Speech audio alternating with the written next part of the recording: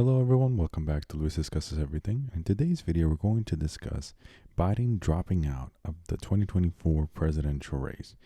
As you probably already know, since this came out yesterday as of July 21st, 2024, Biden dropped out of the presidential race with just less than 4 months left to the presidential election, or 106 days if you are counting. And this is unprecedented because, yes, there's been candidates who have dropped out before, most notably LBJ and Harry S. Truman in his day, but never this close to an election.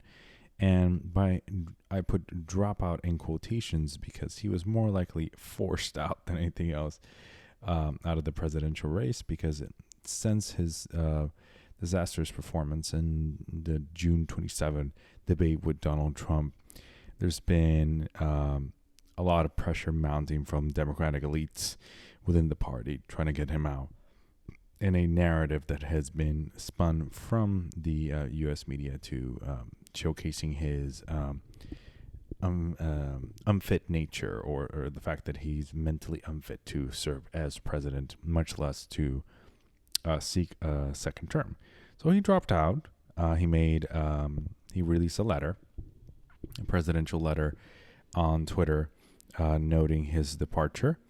And now he is out of the running. He rejected the nomination for the Democratic Party, and now he's out of the running for president of the United States. He was already performing poorly in the polls, and it was pretty noticeable. So now a lot of people are feeling coconut pilled, as you can see. And by that I mean they're referencing a meme referencing like Kamala Harris. There's going to say coconut pilled is because in an interview, like in a press conference or in a speech, she said, did you fall out of a coconut tree? So that's where the meme comes from. So how does, and the reason I mentioned Kamala Harris is because Biden endorsed her for president right after his announcement on Twitter.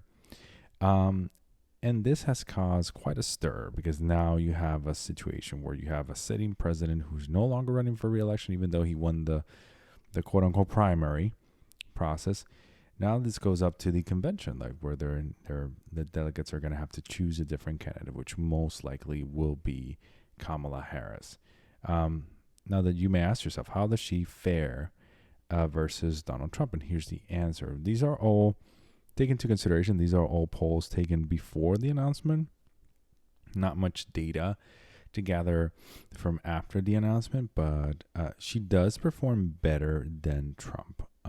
Between 1 and 2 points better than Trump, but she still only leads in like 1 out of the 4 polls, and these are like pretty reputable polls. But then again, this was only on hypothetical situation, and it was also before the Biden announcement. So we still need a couple more weeks of data for us to really assess whether or not Kamala Harris is competitive enough versus Trump to actually win the 2024 presidential election. But like I say, every single time we get into the cycle, anybody who's a nominee of either of the two major parties has a really good shot of winning the presidency. So we'll see. Thank you so much for watching. Please leave a like, subscribe to the channel, and share this video with your friends. I'll see you guys on the next one. Bye-bye.